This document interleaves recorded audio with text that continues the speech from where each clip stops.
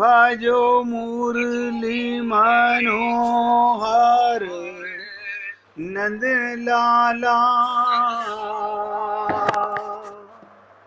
भज गिरिधर गोविंद गोपाला।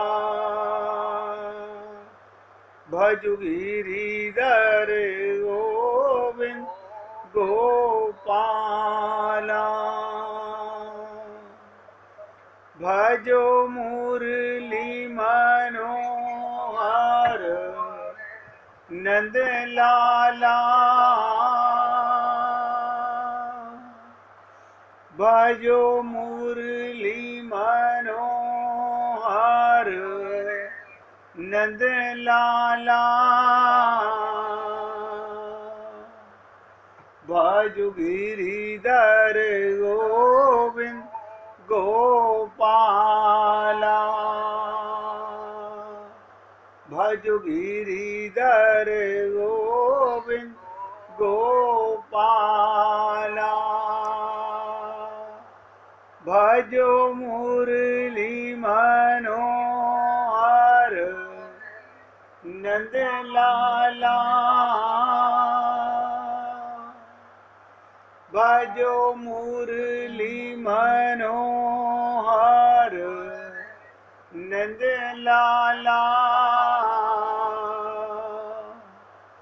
भजो गिरिधर गोविंद गोपाला। भजो गिरिधर गोविंद गोपाला। बोलिए वृंदावन बिहारी लाल की जय जय श्री राधे। जय जय श्री राधे। सभी भक्तों से निवेदन, बहुत एकाग्रचित्त होकर सत्संग के प्रत्येक शब्द को पूरी एकाग्रता के साथ हृदयंगम करने का पूरा प्रयत्न कीजिएगा।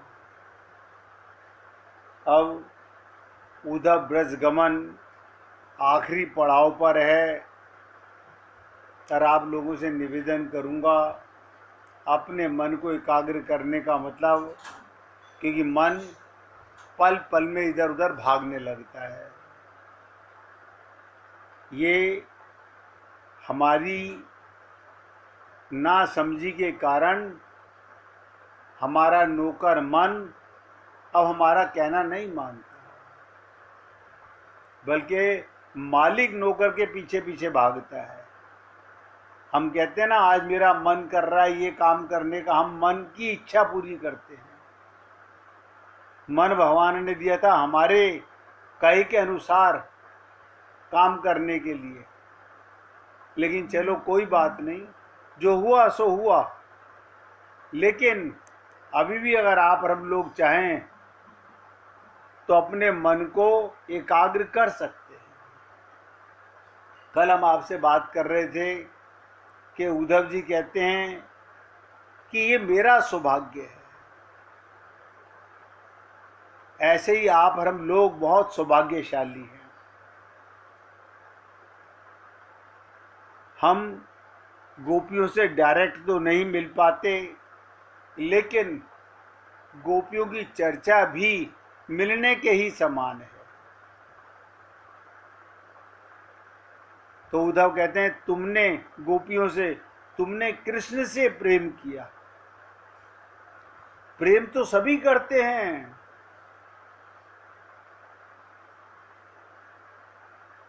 गोपियों का प्रेम निस्वार्थ था। हमारे प्रेम में कहीं ना कहीं स्वार्थ छिपा हुआ होता है। यहां तक कहते हैं कि हम जानते हैं, देखो उद्धव जी को कितना ज्ञान हो गया गोपियों के पास आके, कि हम जानते हैं जो राधा सोई कृष्ण हैं, जो कृष्ण सोई राधा हैं, और दोनों गोलोक में मिले हुए हैं। धरती पर काहे को प्रकट हुए? कि उद्धव जी को उस प्रेम का कुछ पता चले। उद्धव जी कहते हैं अब मालूम पड़ रहा है कि राधा कृष्ण के अवतार की लीला का मूल रहस्य क्या था।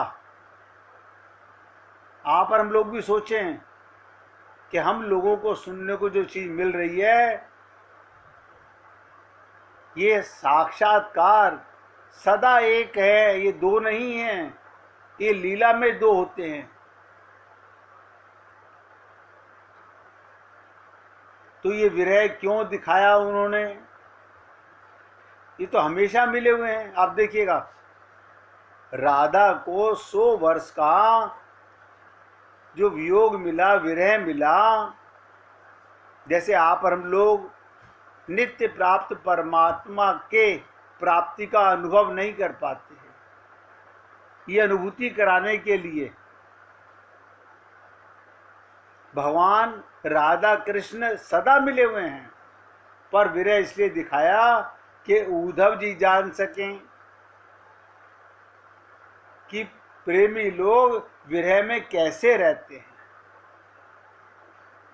यानी भगवान के विरह में एक कैसा रस है, ये वही जान सकता है जिसे विरह की पीड़ा ने सताया हुआ हो। अब जरा इस बात पर गहराई से चिंतन करने का समय है, ध्यान दीजिएगा।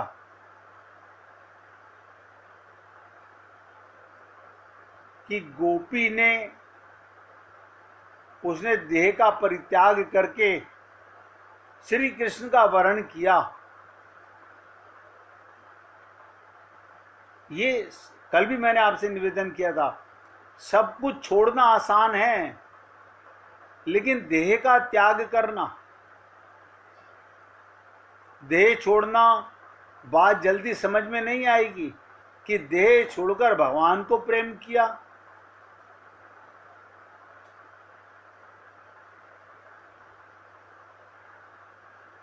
ये मूल चीज है।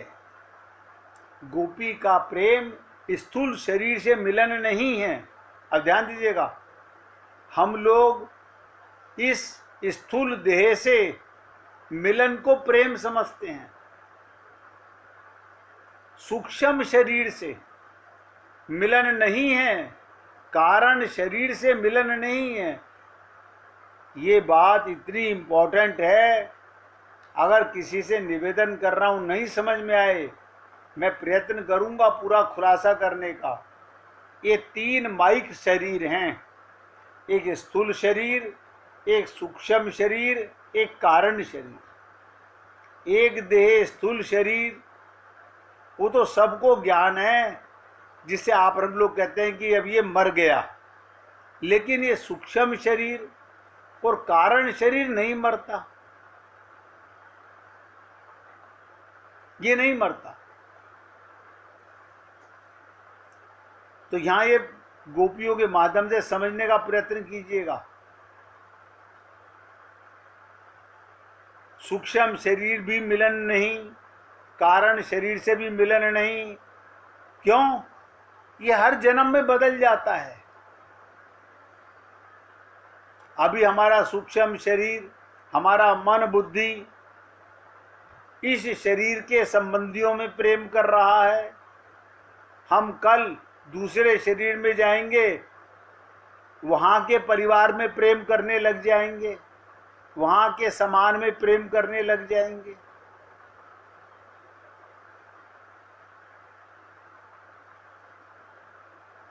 प्रेम का स्वरूप है निरावरण।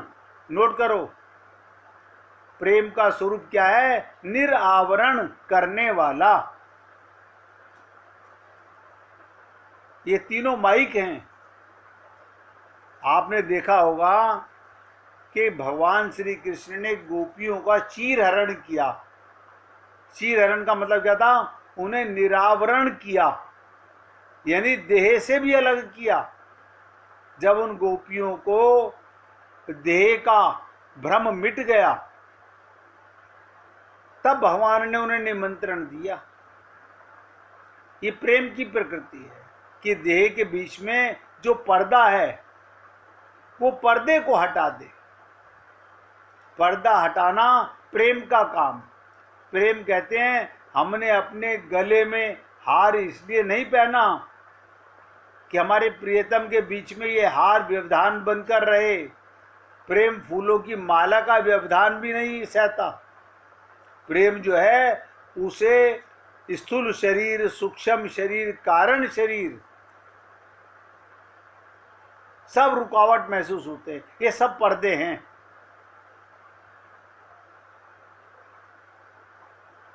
इसलिए यदि देह अपने प्रियतम से दूर करने लगता है तो देह के पर्दे को फाड़ दिया जाता है। गोपियों ने, बहुत ध्यान दो, गोपियों ने स्थूल शरीर, सूक्ष्म शरीर और कारण शरीर के पर्दे को फाड़कर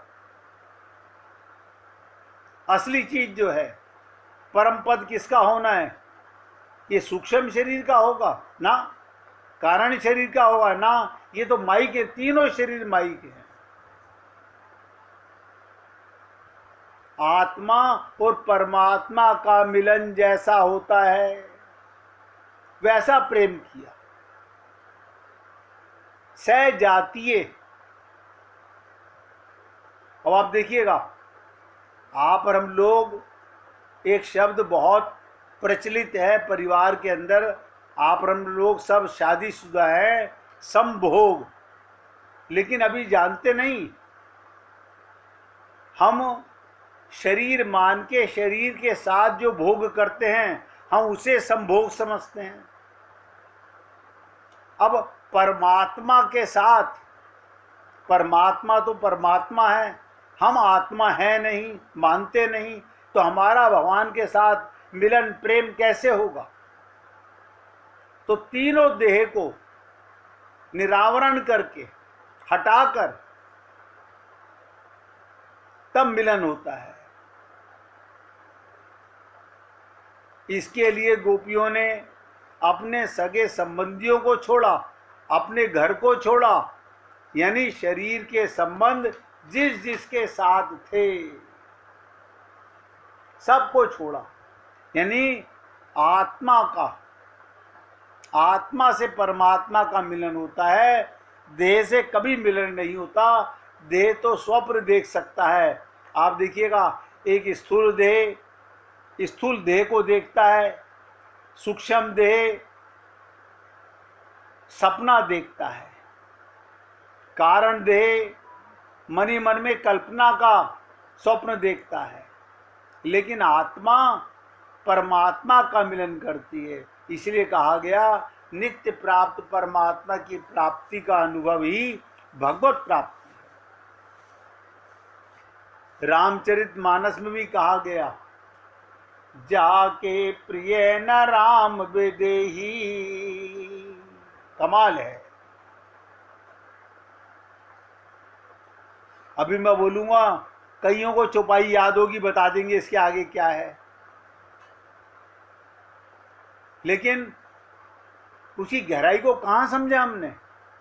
जाके प्रिय न राम विदेही, तजी ताही कोटि बैरी सम, यद्यपि परम स्नेही। कितना भी परम स्नेही क्यों ना हो, उसका त्याग करना सिर्फ किस बात पर कि जाके प्रिय न राम विदेही, जिसको राम सीता से, राधा कृष्ण से प्रेम नहीं है, उन्हें छोड़ने में ही भलाई है।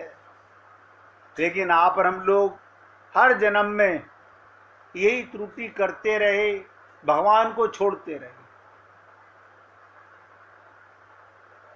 नाते सभी राम के मनिए, सुहृदय सुसेव्य जहां लो, तजोरे मन हरि विमुखन को संग। ध्यान से सुनो, तजोरे मन हरि विमुखन को संग, जाके संग कुबुद्धि उपजे, परत भजन में भंग। संसार के माइक शरीरों के, माइक बुद्धि, माइक मन के व्यक्ति से हमारे को जिसके संग से कुबुद्धि उपजे। कुबुद्धि माने बुरी बुद्धि, चेतन बुद्धि नहीं, माइक बुद्धि, माइक ज्ञान। और आप हम लोग इसी को विद्वान कहते हैं। उसे सारी हिस्ट्री याद है। आप सोचिएगा, ये कुबुद्धि है, ये दिव्य बुद्धि नहीं है। तो कहते हैं तजो रे मन हरि विमुखन को संग, जाके संग कुबुद्धि उपजत है, परत भजन में मंग। जो प्रेम में रुकावट बने, आत्मा और परमात्मा के मिलन में जो रुकावट बने, उसे निकाल दो मन से। तो गोपियों ने सब छोड़ा। छोड़ते तो सब हैं, आप और हम लोग सब ये सारे संबंध शरीर के सब छोड़ के जाएंगे। आपको ताज्जुब नहीं होना चाहिए। हमसे पहले भी हमारे परिवार में जितने गए हैं वो सब 0/100 होके गए हैं। उन्हें कुछ याद नहीं है, हम उनके क्या हैं, ये हमारे मन में है। कब तक है? जब तक हम जा नहीं रहे, जब तक हम नींद से जागे नहीं हैं। अभी जागृति नहीं है। जिसे आप हम लोग जागृति महसूस करते हैं, ये जागृति नहीं है। तो मैंने 3 देह आपसे कहा, ये माइक देह हैं। स्थूल देह भी, सूक्ष्म देह भी और कारण देह भी। लेकिन सूक्ष्म देह और कारण देह जिसका निरावरण नहीं हुआ, वो 84 लाख योनियों में ऐसे ही भटकेगा। 84 लाख योनियों में ब्रह्मलोक तक जा सकता है।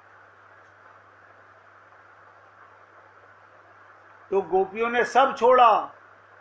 छोड़ते तो सब है, पर छोड़कर सबसे बड़ी चीज, वर्ण किसको करते हैं। कलयुग में एक गोपी हुई मीरा नाम की, बदनाम बहुत हुई जीते जी। आज उसकी भजन कीर्तन बहुत करते हैं, लेकिन उस समय जब शरीर में थी तो बहुत बदनाम हुई। सिर्फ सत्य बोल करके कि मेरे तो गिरधर गोपाल दूसरो ना कोई। आप और हम लोग संतों के हृदय को समझ नहीं सकते। समझेंगे कैसे? माइक स्थूल देह से, माइक मन से। हमारा मन तो माइक है, हमारा सूक्ष्म शरीर माइक है, बुद्धि माइक, मन माइक, चित्त माइक। अब इससे संतों का हृदय कैसे समझ पाएंगे? आप कहेंगे नहीं, मेरी जैसी आंख है, मेरे जैसे कान है, मेरे जैसा शरीर है। हम इन आंखों से स्थूल देह ही देखेंगे। एक संत की चर्चा सुन लीजिए। एक संत हुए दादू दयाल, बड़े प्रसिद्ध संत हैं। तो संतों का हृदय कैसा होता है, जैसे गोपियों का भी सुन के चुके। संत दादू दयाल भी भिक्षा मांगने जिस रास्ते से निकलते, वहां बीच में एक ऐसा घर पड़ता था। कैसा घर पड़ता था? जहां रहने वाला व्यक्ति दादू दयाल से भरपूर उनकी निंदा करता था, बुराई करता था। यानी दादू दयाल को देखते ही कहता था, बड़ा संत बना फिरता है, बड़ा संत बना फिरता है, बड़ा ज्ञानी बना फिरता है। कई प्रकार के दोष गिनाता और अंदर चला जाता। लेकिन दादू दयाल ने रास्ता चेंज नहीं। कहते ना, निंदक नीड़े राखिए। वो कहते थे नहीं, मुझे इसी रास्ते से जाना है। कई बार जब वो निंदक नजर नहीं आता, तब भी दयाल जी उसके मकान के सामने कुछ देर प्रतीक्षा करते और आगे बढ़ जाते। वो निंदा कर रहा है, निंदक नीड़े राखिए। अगर कोई तुम्हारी बुराई करता है उसमें हमें बुरा नहीं मानना चाहिए, यह आपकी हमारी परीक्षा है। कुछ दिन वो निंदक नहीं दिखाई पड़ा तो दादू दयाल ने आसपास में पूछा। पूछने पर पता चला उस व्यक्ति की मृत्यु हो गई। उस व्यक्ति की मृत्यु हो गई। इस बात से दादू दयाल जी अत्यंत दुखी होकर जोर जोर से रोने लगे। देखिएगा, कमाल है। संत का हृदय देखिएगा, यानी जो बुराई कर रहा है उसकी मृत्यु हो गई, इस पर भी संत रो रहे हैं।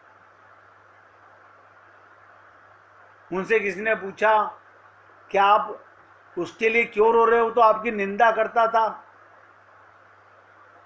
तो सुना कि निंदक मर गया तो दादू दीना रोए। शिष्य ने पूछा, गुरुदेव आप क्यों रोते हो?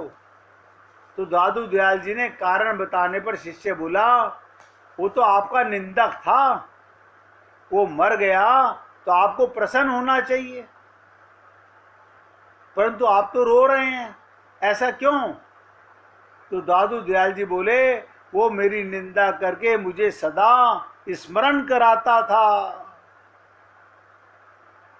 कि मैं कोई संत महात्मा नहीं हूं, मैं कोई ज्ञानी नहीं हूं।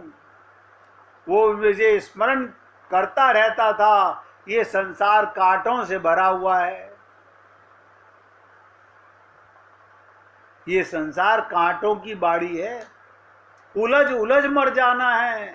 और आप हम लोग, अरे बाबा ऐसे उलझे हुए हैं कि निकलना ही नहीं चाहते। तो संत कहते हैं वो बड़ा नेक इंसान था, अब उसके जाने पर मेरे मन का मैल कौन धोएगा? मेरे मन का मैल कौन धोएगा? इतना ही नहीं, इसके कुछ दिन बाद वो व्यक्ति दिव्य शरीर धारण करके दादू दयाल के सामने प्रकट हुआ। उससे दयाल ने पूछा,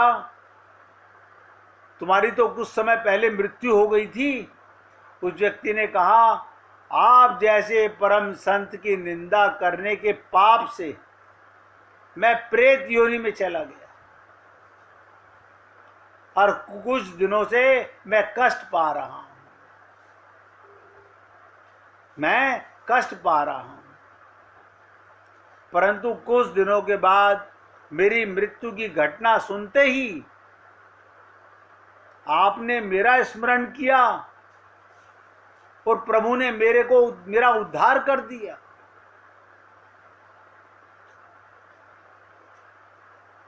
मुझे जैसे निंदक पर भी आप जैसे संत महात्मा कृपा करते हैं, आप जैसे परम भगवान के संत के संकल्प से मैं प्रेत योनि से मुक्त होकर दिव्य लोक जा रहा हूं। अब आप सोचिएगा, संतों की कृपा कैसे कैसे होती है। आप और हम लोग स्वप्न में नहीं सोच सकते कि संत कैसी कैसी कृपा करते हैं। वो शरीर छूटा, उसके बाद भी कितनी विचित्र चीज है। यानी संत का हृदय नवनीत समाना, कल भी मैंने आपसे निवेदन किया था, संत का हृदय तो नवनीत के समान है, माखन के समान है। हे पुण्य आत्माओं, सोचो कि मृत्यु के बाद प्रेत योनि में जाने के बाद भी संत की याद करने मात्र से भगवान की कृपा हो जाती है। आप और हम लोग इन बातों को सोच नहीं सकते कि संत का हृदय, इन गोपियों का हृदय कैसा है। अब जो मैं गोपियों की चर्चा आगे करना चाहूंगा उसके लिए निवेदन कर रहा हूं, पूरी एकाग्रता के साथ सुनिएगा।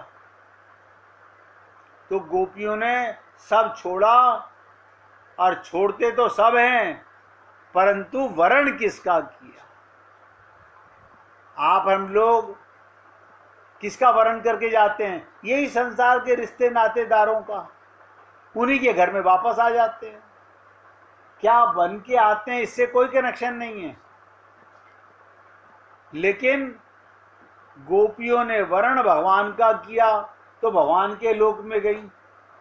आप और हम लोग वर्ण करते हैं सूक्ष्म देह में, सूक्ष्म मन बुद्धि में, संसार के रिश्ते नातों का। हमें वापस लौट के संसार में आना पड़ता है। इन्हीं परिवार में कहीं ना कहीं वो हमें नहीं जानते, हम उन्हें नहीं जानते, लेकिन आना पड़ता है। अंत मति सो गति। 1 मिनट भगवान का कीर्तन करेंगे, उसके बाद आगे बढ़ेंगे। हरे कृष्ण।